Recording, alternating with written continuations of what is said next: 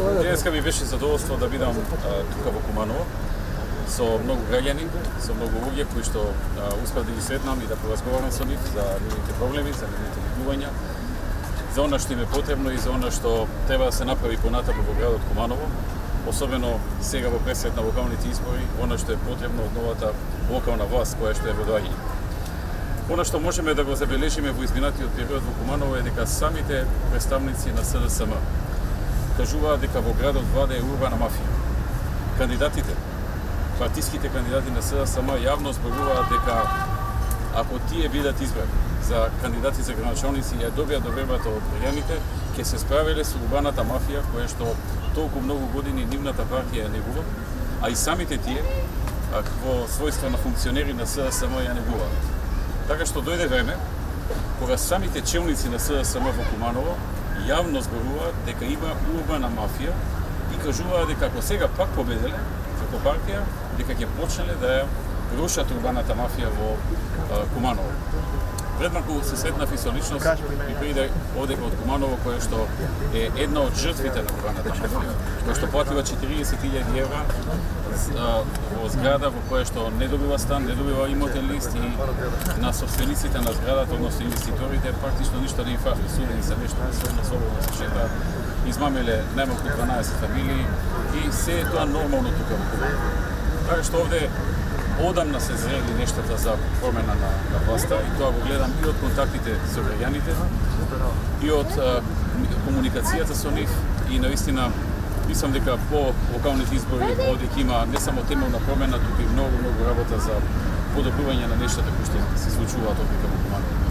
Исто така, при доаѓањето во Куманово имав прилика да се сретнам односно да ги разгледам речиси завршеното, односно завршената прва од вкупно 7 патарини за кои што владата која што ја предводив постигна договор со Европската банка за обнова и развој за финансирање на 7 патарини, обновување, финансирање, градба на 7 патарини кои што се целосно модернизирани и со кои што се овозможува освен плаќањето како досега, значи плаќањето со кеш средства, да може да се плаќа со картички и да може да се плаќа електронски, односно со еден вид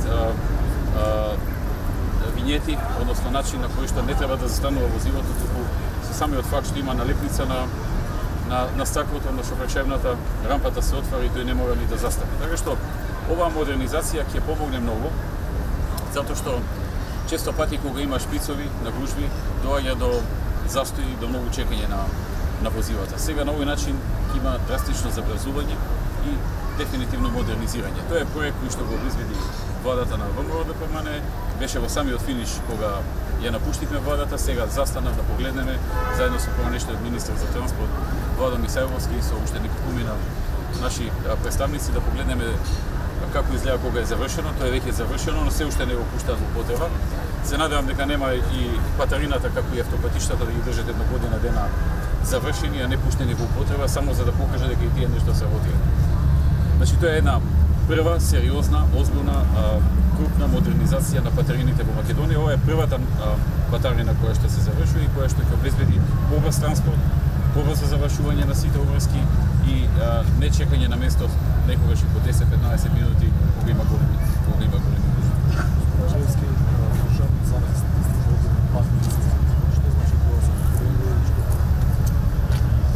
најновиот податок што го објави Државниот завод за статистика за пат на извозот во Македонија е практично четврти поред во низа за еден краток период од околу 2 недели, четврти поред податок од економската сфера кој што укажува на сериозен пат на економијата. Имено претходно имавме пат на просечната плата, па имавме пат на индустријското производство, па имавме сериозен пат на девизните резерви на државата и сега четврто поред доаѓа падот на извозот. Внимавајте, падот е за 12% во јули во однос на јуни, цели 12% или некаде околу 56 милиони евра. Тоа е многу сериозен пат. И за да биде уште поцрна сликата, падот не е само во јули во однос на јуни, туку е и во јули во однос на јули минатата година. Што значи дека падот е базичен, има темели, има сериозен проблем.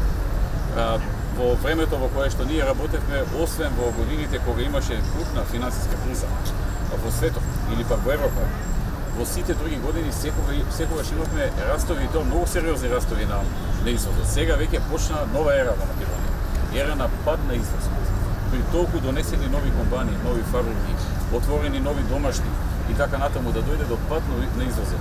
И тоа во јули во однос на јуни оваа година, но и во јули во однос на јули минатата година укажува дека навистина економијата оди во една многу лоша насока. И оние граѓани кои што сега тоа не го чувствуваат, со тек на време ќе почне да го чувствуваат овој пад на економијата. Затоа што веќе по четврти параметар укажува на сериозен пад на економијата во Македонија.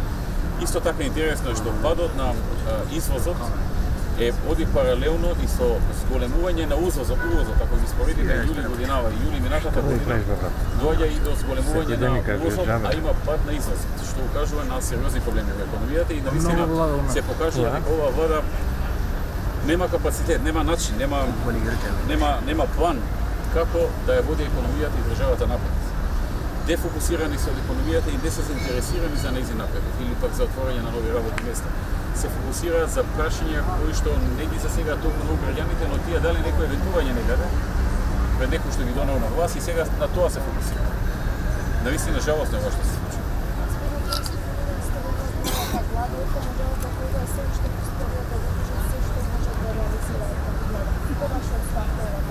Знаете што, во однос на тоа дали е кус или е долг периодот од 100 дена, јас само ќе потсетам дека првите 100 дена на владата што јас ја предводив во 2006, значи не во 2008, кога веќе бевме 2 години на власт, не во 2011, не во 2014, кога имаше уште подобри повеќе резултати, проекти и така натаму, туку 2006 кога ние дојдовме на власт од опозиција. Ние тогаш имавме најмалку 56 завршени проекти, во споредба со ова што сега го слушавме од Заев, кој што ниту еден проект не спомна. Ние тогаш ги имавме намалено во првите 100 дена и намаливме даноците, персоналниот данок на доход и данокот на добивка. Воведовме рамен дан.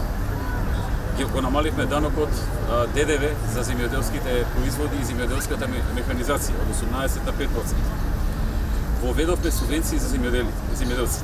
Тие немаа субвенции. Воведовме најпрви 20 милиони евра како интервентна мерка само за 2006, а потоа постепено го зголемувавме и стигнавме до меѓу 140 и 150 милиони евра во 2016 година.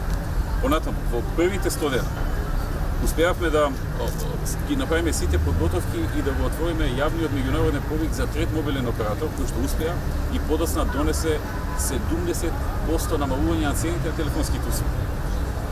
Направивме чекори во областа на образованието, го поднесовме законот и тој беше веќе во завршна фаза за отворање на нов универзитет во Источна Македонија. Направивме чекори во повеќе области, во многу области и тоа беше видливо. Луѓето почувствуваа што значи да се има нова влада со концепт, со стратегија, со план и цврсто насочена кон тоа да го исполни ветеното за само 100 дена. Разликата од тогаш до сега е огромна разлика.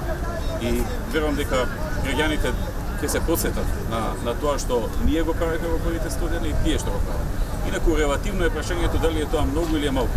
Најдобро е кога ќе се спореди со првите 100 дена при нашето доаѓање во власт.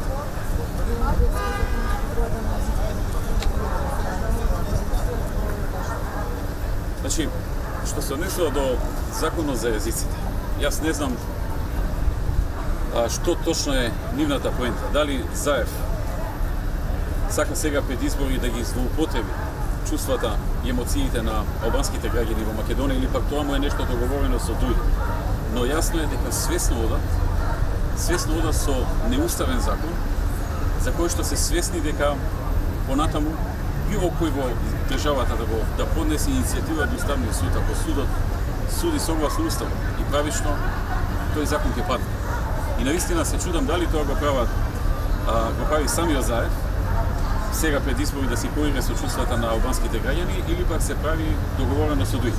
Кога однапред се знае дека клучните одредби во законот што ги направиле се неуставни и дека тие може да паднат при поднесување на представка до Уставниот суд од било кој граѓанин на државата. Она што всушност го прават со овој закон, особено што првата фаза сега брза да ја поминат пред изборите, е всушност обид да ги прикријат, своето неработење, негрежата што има. безидејноста која што има и незнаењето како да се справат со реалните проблеми и на албанците и на другите етнички и на другите граѓани од различна етничка провиненција во Република Македонија. Значи, сакајќи да го прикријат своето неработа, својата негрижа, неодговорност, неспроведување на проекти и на многу ветувања, и брзаат со овој закон за на албанците да им прикажат дека нешто се бора за нив, а всушност реалните проблеми и на албанците и на другите граѓани не само што не се решаваат, туку се продолбочува. Животот нивни не само што не се подобрува, туку се влошува кај многу. Тоа е тоа. Тоа е чистата намера што сега се прави.